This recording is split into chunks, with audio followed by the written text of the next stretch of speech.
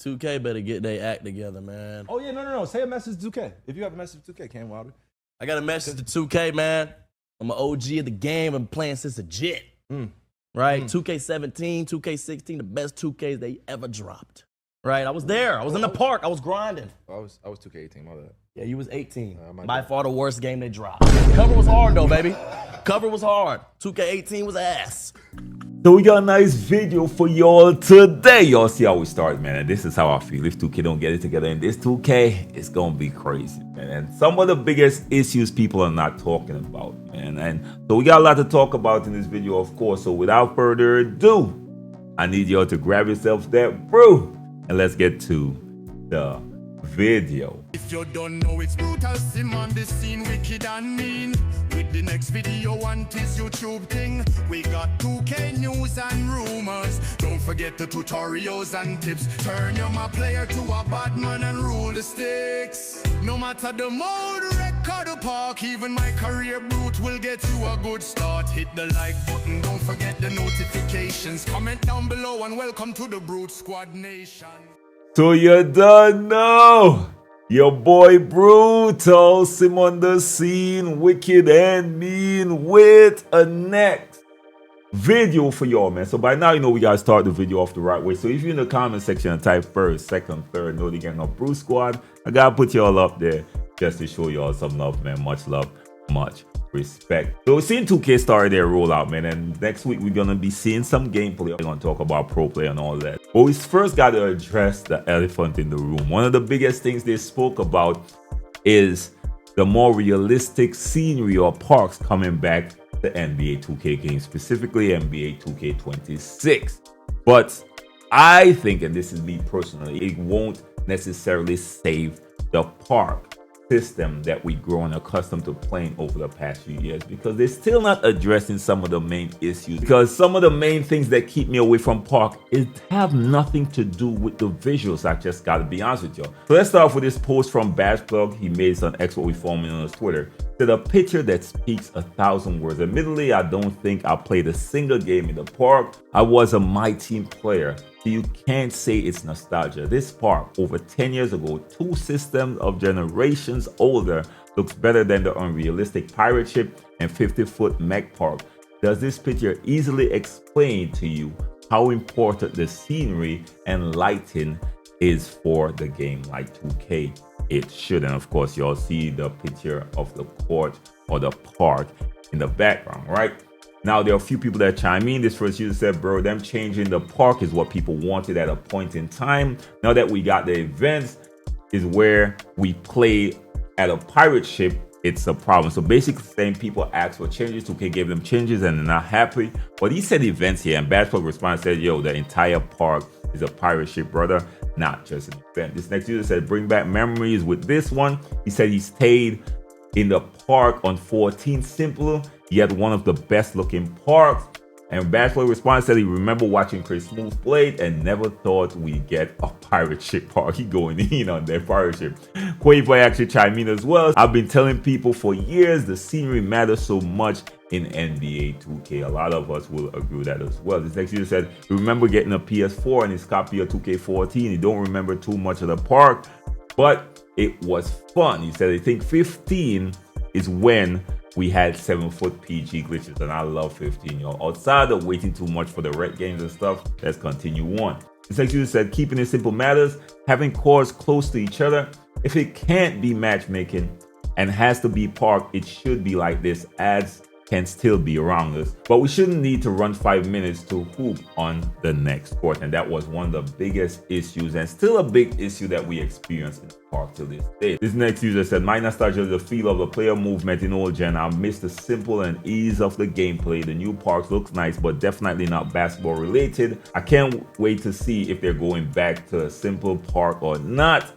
I'm tired of being by the beach.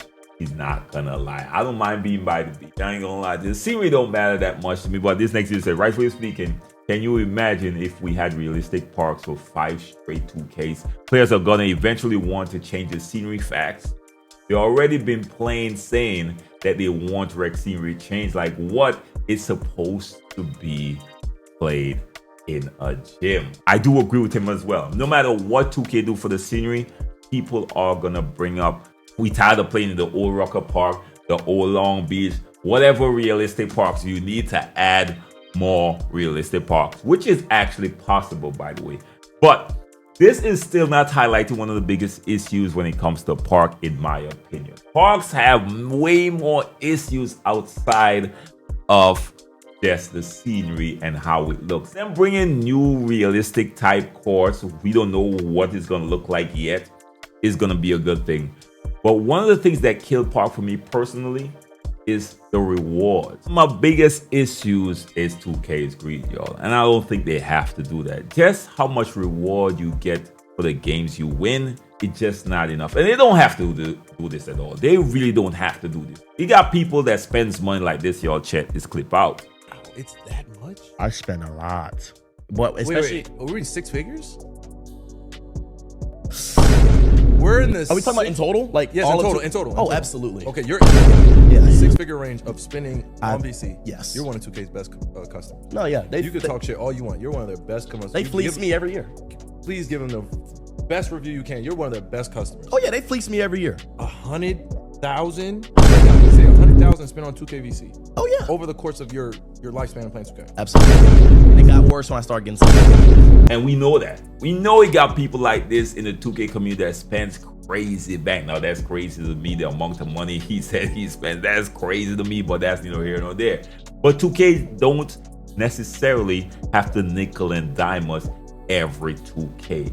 It is literally killing the game. If I keep putting in time and not getting something that's, I think is worth my time, like a reward that's worth my time, why will I participate? All these events that they drop, I barely put any time in, because for me to go and win these events, you have to spend a legitimate amount of time, and the rewards you get game after game after game is not enough. Even the final reward for winning these events is not enough by my estimation.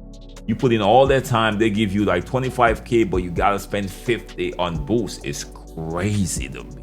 The math just ain't matching. And at some point, we got to go back to where you could earn enough to play if you put that time in. But if you don't have that time and you want to invest and put money, all right, that's up to you. But for the people who are willing to put in the time, there have to be a legitimate amount of compensation for their time to reward them putting in that time and playing the game. You can't even grind part no more to level up your player. Hell no, it doesn't make any sense. You might as well pelt your tail to the wreck. And that's why I've been playing wreck for the past few years. I've been a wreck warrior, not because I love wreck over park. One of the main reasons is, one, matchmaking is there so I get games faster, and two, the reward.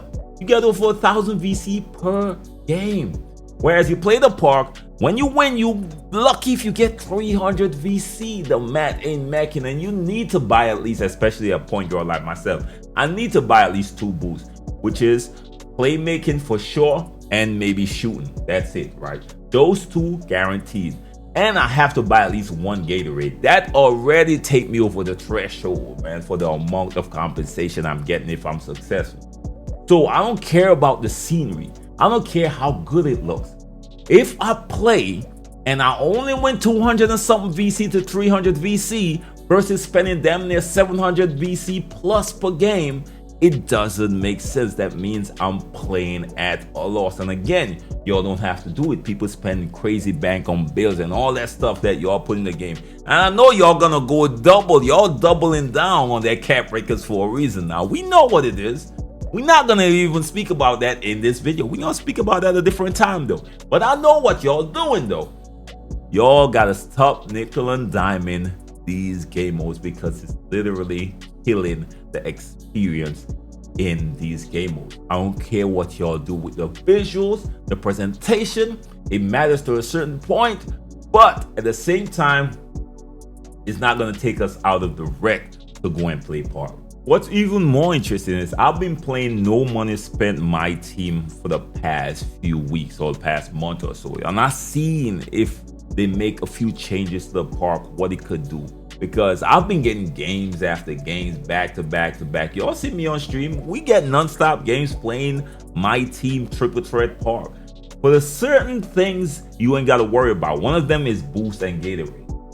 What your build says it is, that's what it is. You don't need steroids to get the full abilities out of your build, to see the full potential out of your build. Whatever the build is, that's what it is. It's already operating at full capacity. So boost and Gatorade already taking a hit away from our experience at the park, and y'all still got it in the game, yo. Triple Threat Park proves that. And guess what? If that's taken out of the game, guess what's gonna happen? We don't need to worry about the compensation, because everything after that is gonna be profit, which is what it is in Triple Threat Park. And next thing the Triple Threat Park don't have is win-loss records, y'all. So we get games back to back to back. Everybody's playing against each other. Nobody cares if they'll keep losing against a certain person. They're gonna keep coming back until they beat that person, because they're not worried about how people gonna look at their records. So these are some changes, and the weird thing is, it's already implemented in certain parts of NBA 2K, y'all. And that's all they have to drag across to that next game mode to revive the park experience from my perspective. But that's all I got for y'all today, man. And y'all know what it is. Your boy saying, first time to the channel, like, share, subscribe. How bless and be safe out there, y'all. Peace, and don't forget the notification bell is free and key, y'all. Peace.